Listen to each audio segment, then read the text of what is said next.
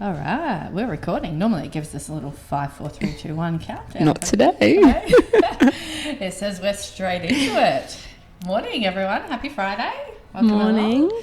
Another episode of our Mind and Muscle Unleashed podcast. We are fueled by Kojo Coffee with our delicious coffees. My long black. Tiny little dash of Aldi almond milk in there because there's like 0 calories in it.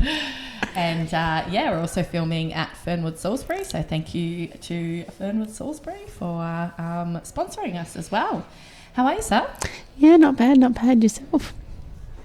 A couple of people said they couldn't hear you the other week, so I'm just gonna there you go.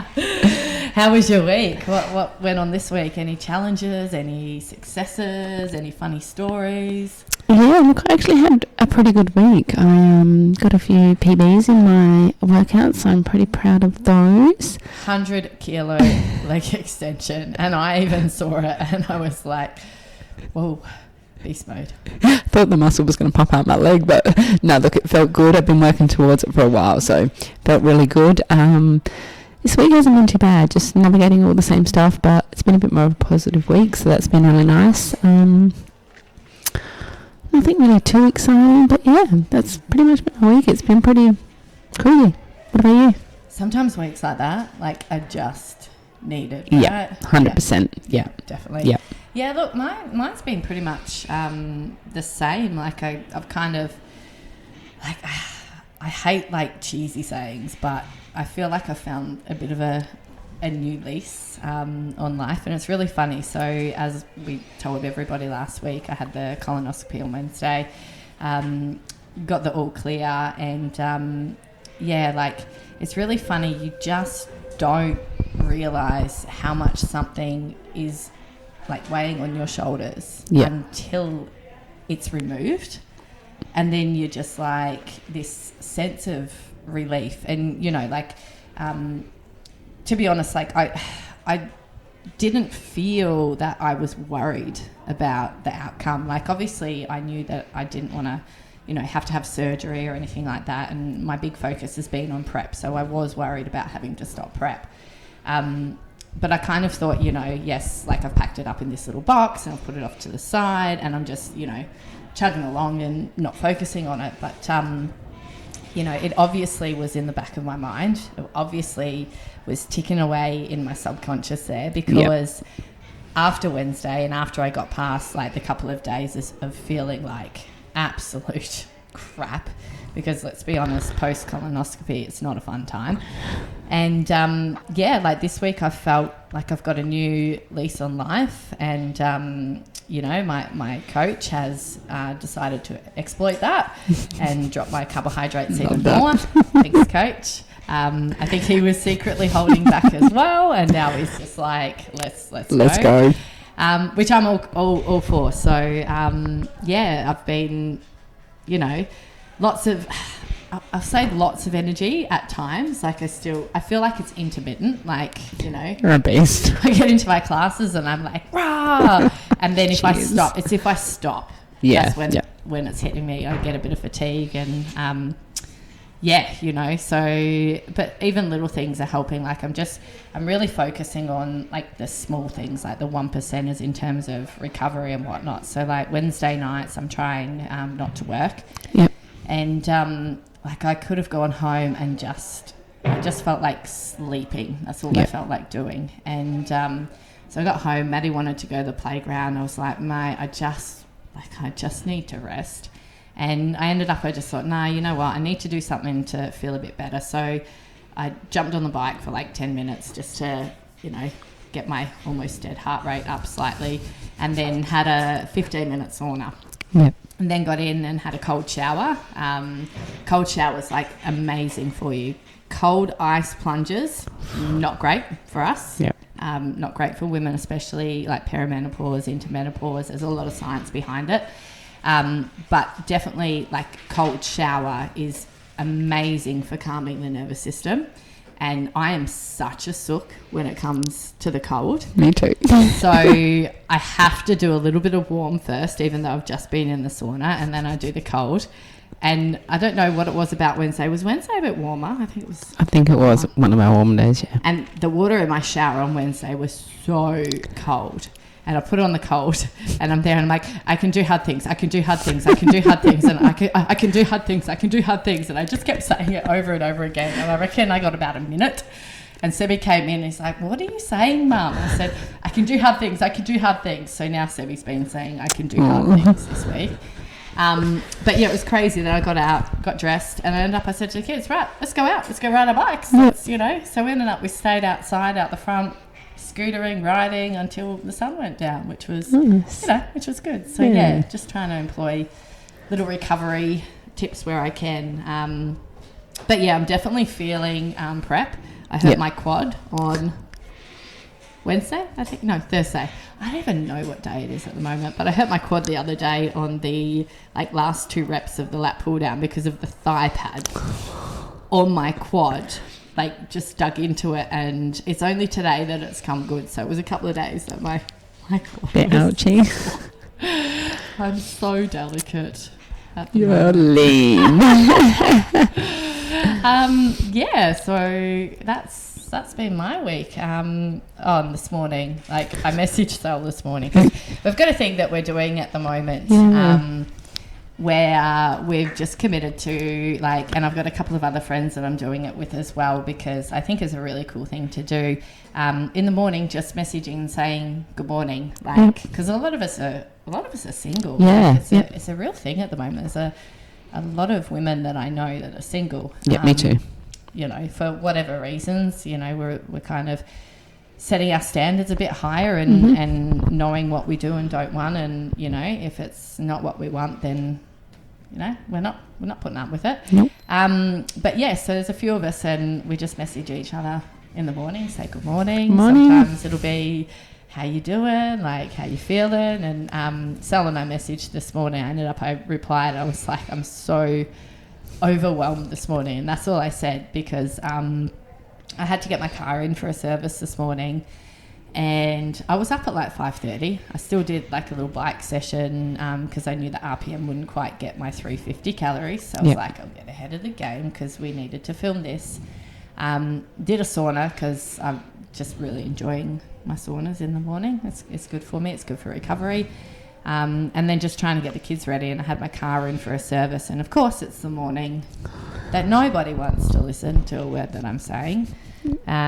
Seb just decided he wanted to go to the toilet 50,000 times, and I had to assist every single time.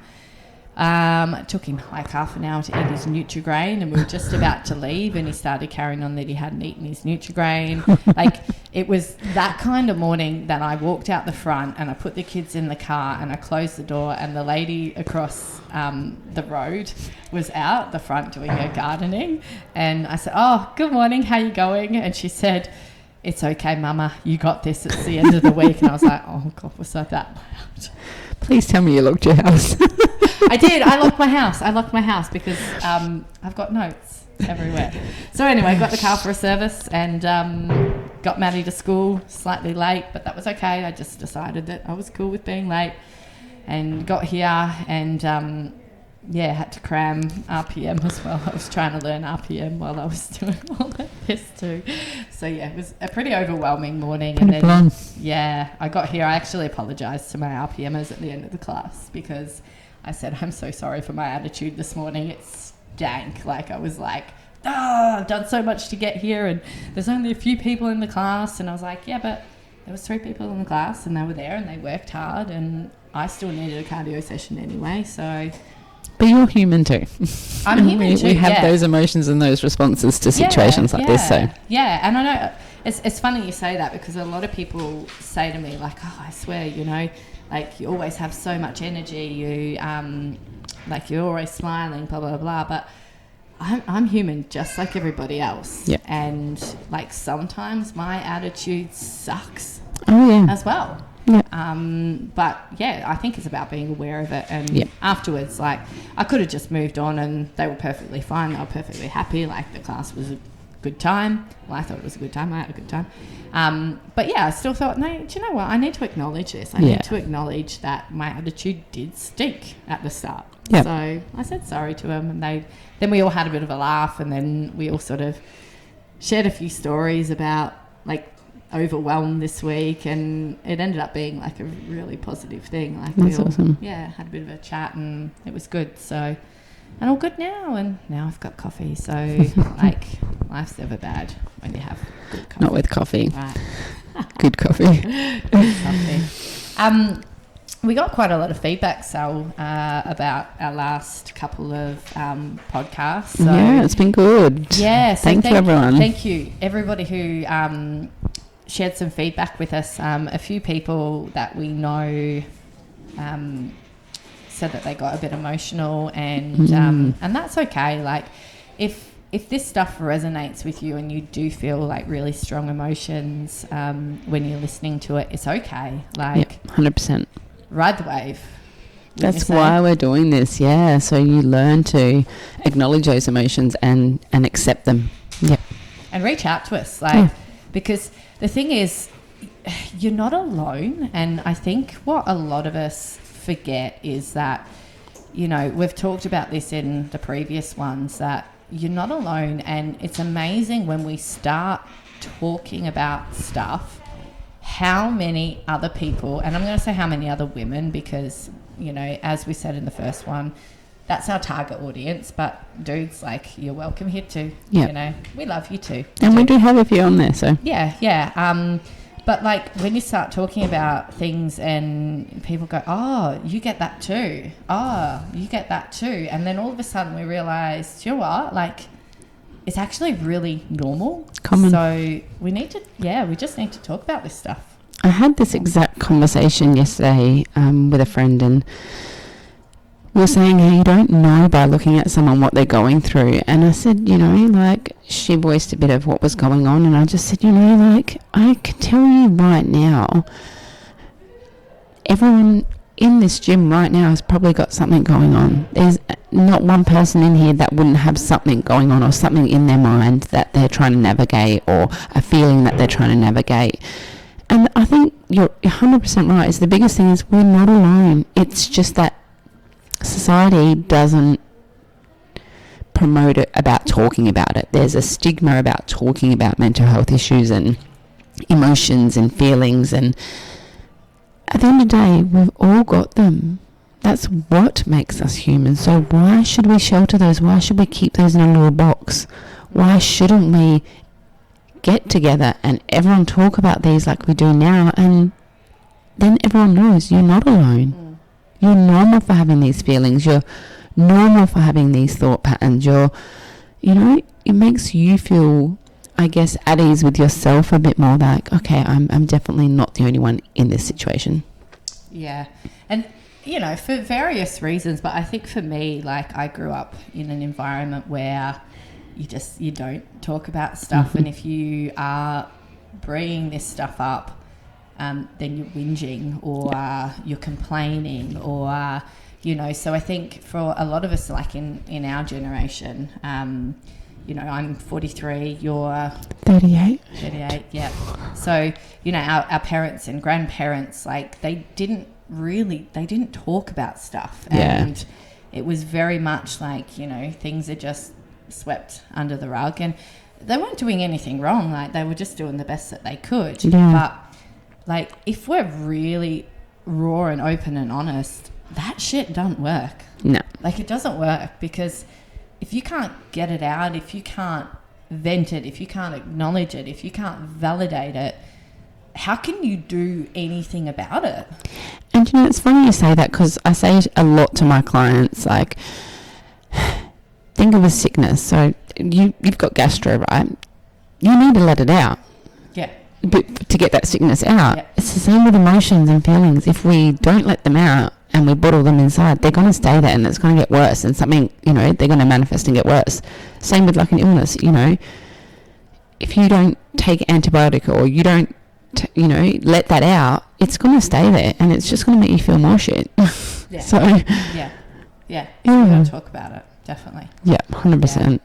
Yeah. Anyway, so we basically just started touching last week, Sal, on self-talk and negative self-talk, and we touched on like the awareness of it. So today we wanted to just like delve a little bit further into that, and rather than go further with it and start focusing on like the next step, we just wanted to take a moment and like really talk about why it needs to be addressed, and the impacts and basically the effects of negative self-talk on your life, on your mental and physical well-being.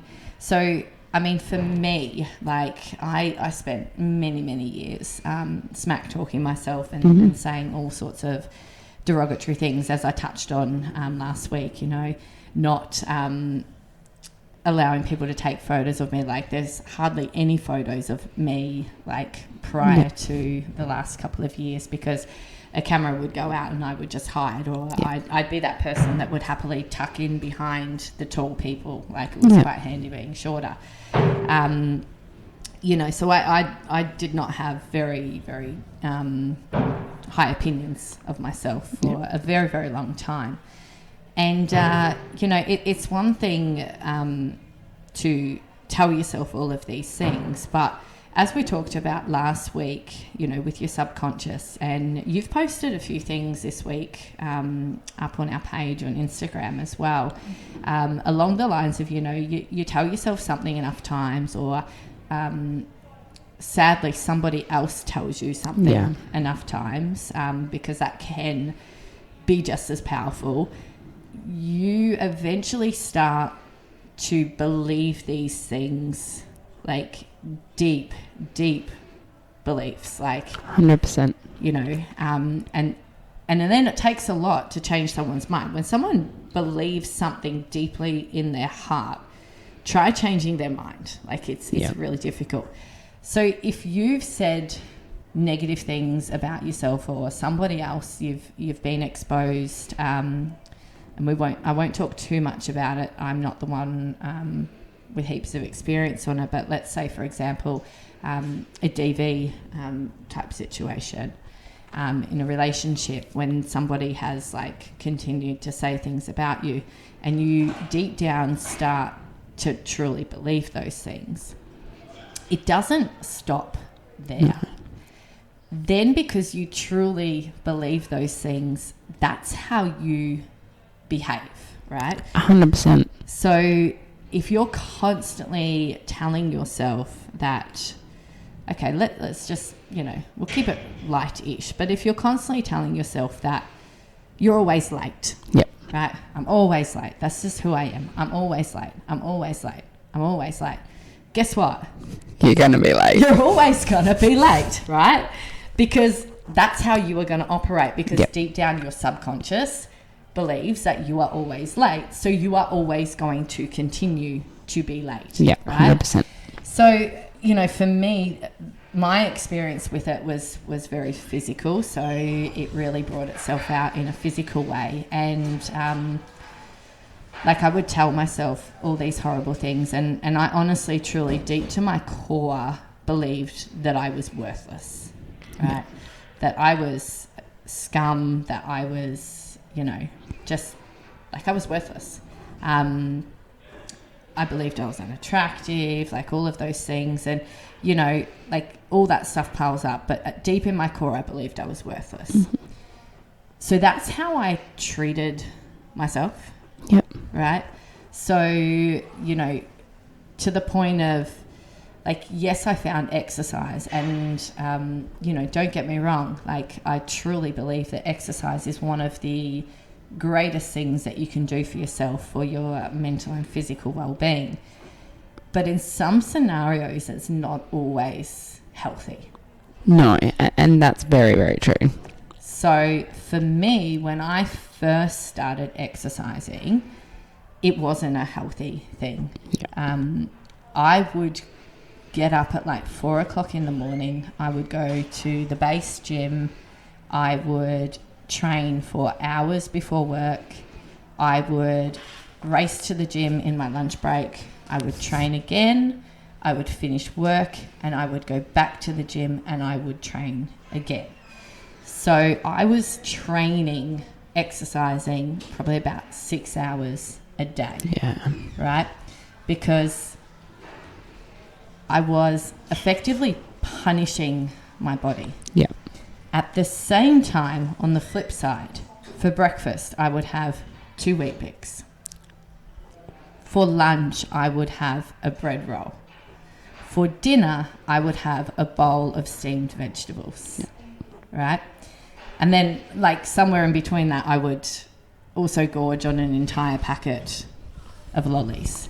And then I would binge eat, like, a whole loaf of bread. Yeah. And then I would make myself sick, right?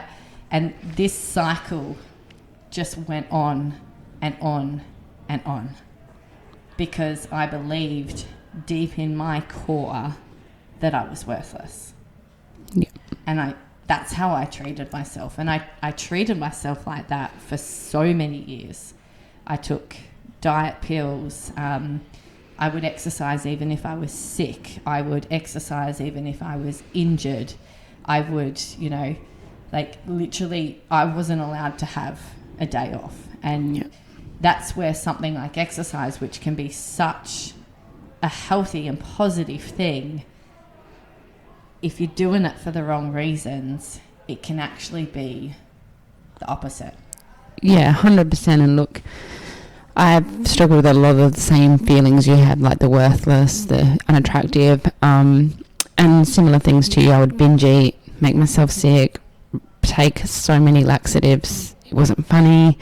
And you get to that point where, again, I was exercising to the point, though, that I would feel so lightheaded, and then I was like, this isn't enough.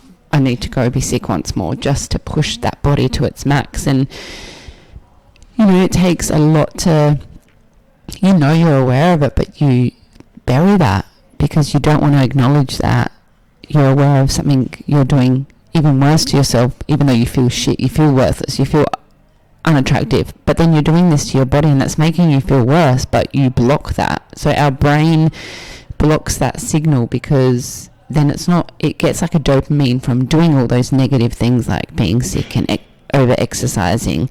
But then when you try think, okay, how can I correct that? You think, okay, that means going back to normal eating, normal exercise, and then we think, okay, but that's going to make me even more worthless. That's going to make me even more unattractive because I'll be eating more. And it's this vicious cycle that goes around in your head. And, like you said before, if someone tells you something enough, you will believe it. And unfortunately, having been through DV, I find it really hard, and I'm still navigating that road of recovery, but to not hear that voice, and I'm out now, but that voice is still there. Those impacts of that is still there. The fear to wear makeup, the feeling of it apparently being my fault, and the fight that you have to go through after one of those relationships. You kind of think, why am I still fighting this when I'm out? And a lot of people think, you end a DV relationship and it's all over. It's far from over. Especially kids involved, it can be very, very challenging. So trying to navigate that and moving forward while trying to work on all those self-talk things, it's a long road. So don't be hard on yourself if your strategies aren't working straight away, because you've spent, the last 10 years saying the negative and believing them. To turn around is not going to happen in a couple of months. It's going to take a lot of commitment and work to rewire that brain. So and that's so true, like commitment and work, and you have to be consistent with it. Like, you basically have to double down, and for all of those times that those words have been said, the opposite has to be said, like, at least twice as much, right? 100%. And if you really think about it, right, we put so much energy into the negative self-talk. why don't we just put that energy into the good? It's still energy we're putting out. We're just choosing to put it into negative. If we can choose to put it into negative, we can choose to put it into positive. It's just flipping that brain. It's just flipping the switch, yeah. So, I mean, I guess for you guys, like, the homework for you guys, we're giving you homework now, look at this, is pretty much just expanding on what we brought to you last week, and that's that awareness of that negative self-talk, and just start catching yourself. And, you know, like, even if you start doing a non-judgmental, it's got to be non-judgmental, a non-judgmental tally. And if you catch yourself saying something negative, right, just remember that that's then going to get it even more ingrained. Like, it's just banging that nail again and again. And the first thing you got to do is just stop, right? Just stop. Like, you start saying these things like, okay, I'm aware